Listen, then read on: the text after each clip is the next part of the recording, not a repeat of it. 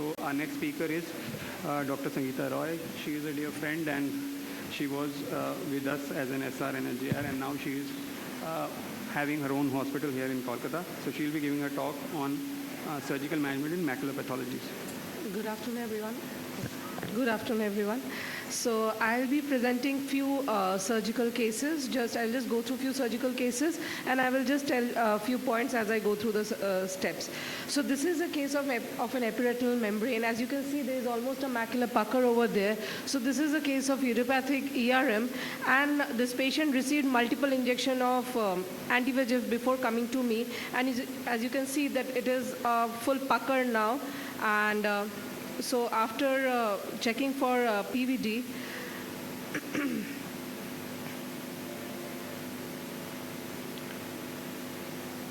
I injected BBG dye, and as you can see, it is a very sticky membrane, and as I was trying to lift up the membrane, the whole retina, whole macula was coming out. So I tried a circumferential approach where I tried to do it from a more circumferential area, and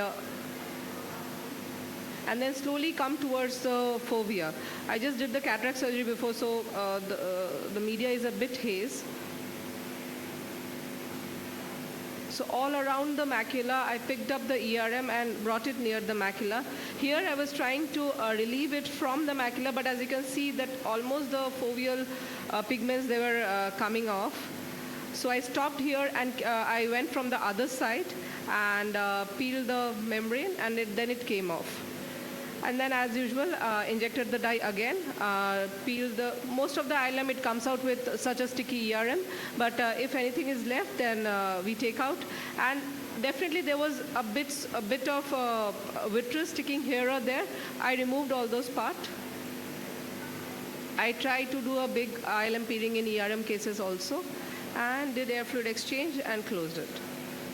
So if somebody is diagnosing a case as an idiopathic ERM, I don't think anti-VEGF is a very good idea, because I've seen if people give anti-VEGF in these cases, people land up to us with a very sticky and a macular, very sticky membrane and a macular pucker kind of a picture. This is a case which is a macular hole RD. This is a high myope patient. The first patient presented to me as a case of macular hole. I advised surgery, but patient didn't get the surgery at that time. And then after 15 days, patient landed up in a macular hole RD. So in these cases, we know vitreocysis is very prominent. And I looked for the PVD here. And then PVD had already occurred, but I will show you later. Then I injected dye and started iLM peeling. Here the retina was a bit elevated, so reaching the retina was not very much difficult for me, as Kaushik already told in the first talk. I could reach the retina very well. And as I was peeling the temporal part of the macula, I saw that there was a thin layer of vitreous sticking over there. So these are the vitreocysis layers that we should be careful about in doing myopic cases.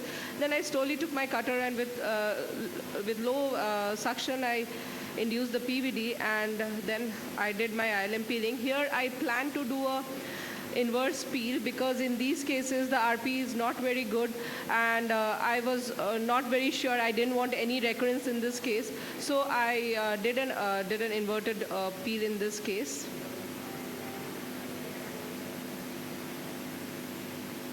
And so yeah, many people say that we can leave it here, put gas and leave it here. I was not very confident. I did remove the subretinal fluid, and since the patient was one-eyed, I put oil in this case. So in myopic cases, it is very important to look for the PVD multiple times. If required, we should inject tricot multiple times. It is of no harm. And then I put oil here. So this is again a case of myopic macular hole. It is a simple macular hole. I'm showing this case to show the difficulty of inducing PVD in this case. This is an 80-year-old patient where we expect the PVD to happen very easily, but I really had a difficult time inducing the PVD. As you can, I'm sorry.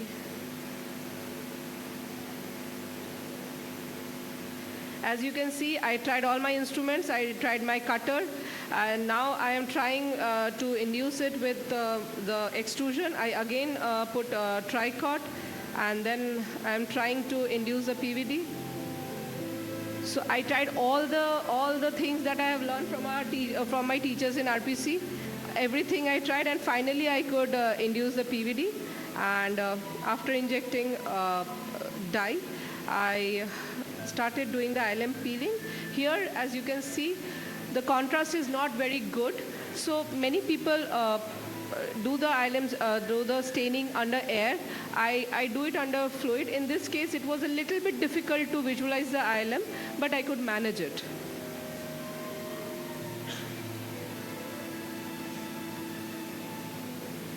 So again, with this video, I just wanted to tell, use tricot multiple times, whatever the age of the patient might be. You might think that PVD has occurred, but still stain twice, thrice to see whether the PVD has occurred or not.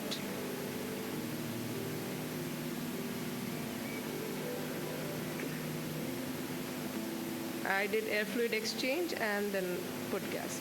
So this is a case of a traumatic macular hole. It was a blast injury which happened around 3 months back. I generally wait for 3 months in traumatic holes. There was a vitreous hemorrhage and a little bit of submacular hemorrhage. It was a large hole. So after inducing, so here I planned an inverse peel technique. Visual prognosis was nicely explained to the patient.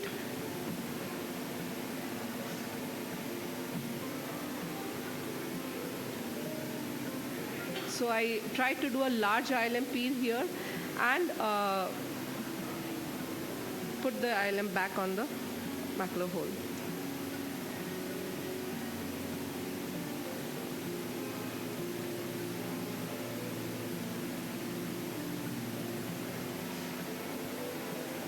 So in these kind of traumatic cases, it is very important to explain the patient about the visual prognosis, because even if the macular hole closes, the visual prognosis is very poor.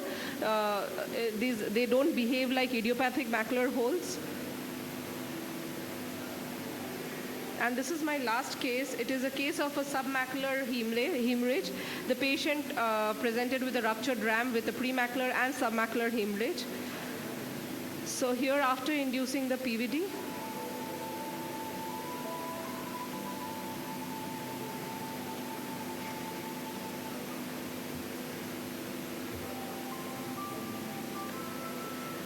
when I tried to remove the blood, I realized that it was a sub-ILM hemorrhage, so I did an ILM peeling over the macula.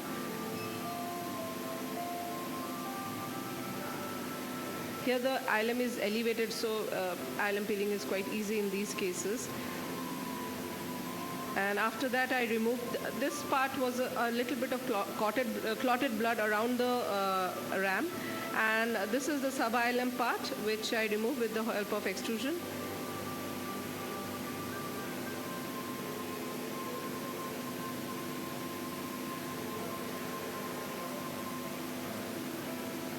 Then I tried to remove that clotted blood with the help of cutter. I went with a very, very low vacuum, and I tried to trim it out. And then I went with a 41 gauge needle with a cocktail of air and TPA. I didn't use anti-VEGF here because there was no subretinal membrane here, and I injected air and the TPA subretinally. Put gas and just close the case. In this case, the blood, it is just 7 days, operated 7 days before. The blood has already been displaced, but there is a dispersed bleed in the vitreous cavity. So the patient has to be informed about that. We can remove the subretinal blood, but it might come in the vitreous cavity, which can be dealt with later on. So thanks a lot. Thank you, Sangeeta. You truly are a great surgeon. So now I'd just like to add over here that not right, because we don't get the depth perception and we don't even see the edges of the PVD near the disc. So I feel that it should only be attempted with the contact lens. So the Landers is the way to go for trying to do a PVD. Secondly, when she was talking about ERM, so these ERMs that are there can actually be just ERMs or can be hyaloid as well, a cellular hyaloid. So any particular points where you can differentiate if it is an ERM or a... This kind of pucker, if it is there, it is an ERM. And in case, I had one more case because of shortage of time, I didn't show that. There was a case where there was a thickened hyaloid. In those cases, the moment you stain the vitreous, you can easily realize the moment you pick up the PVD, you see that the membrane is gone from the macula. So that's true. So that is during the surgery. If you want to see it pre-clinically, then you probably will try to find an edge of the ERM, which might be there in a case of an ERM and not be there in case of a hyaloid. So once you go in and you try to do a PVD, the hyaloid will come with your PVD, whereas the ERM will remain. That's another thing. And she again said when we were doing a macular hole detachment, we tried to stuff in the ILM inside the hole, which I feel is the right way to go because of the fact that even these macular hole detachments have a recurrence rate of redetaching, and in those cases we probably have to go in and do a laser around the hole. So rather than doing something that traumatic, it's better to actually go in and stuff the hole, and probably I think that is going to give better surgical success. And for giving TPA, any particular way how you can safely give the TPA? First, we have to use either a 41 gauge or a 39 gauge needle. Again, we have to go through a contact lens where you can not the wide angle lens because you need a good stereopsis, and you have to find the area where I generally do it inferiorly, just inferior dependent part I do it. And I inject slowly because if you inject very fast, then you can land up in a macular hole, especially in cases where there is a CNVM, there can be irregular attachments. In those cases, you can land up in a macular hole. And yeah, slow pushing is the key actually. She's right, that's how you should give. And preferably you should not press on the cannula, because if you're pressing on the cannula, it's actually pressing on the RP. And you will not be able to inject. You just have to put it over the retina and then inject, and it will split the layers and it will go subretinally. So that is the trick. And one more thing is sometimes in cases where there's CNVM subretinal, you take anti-VEGF, then you take TPA, and then you take air. So it becomes very difficult, cumbersome to control the piston. And I am not comfortable my assistant pushing any injection inside the retina, inside the retina actually. So what we can do is, since it is a 41 gauge needle, it doesn't cause any harm. So you can inject one drug and then take it out and then go again with the other two things. That's it. Thank you. Thank you, Sangeeta.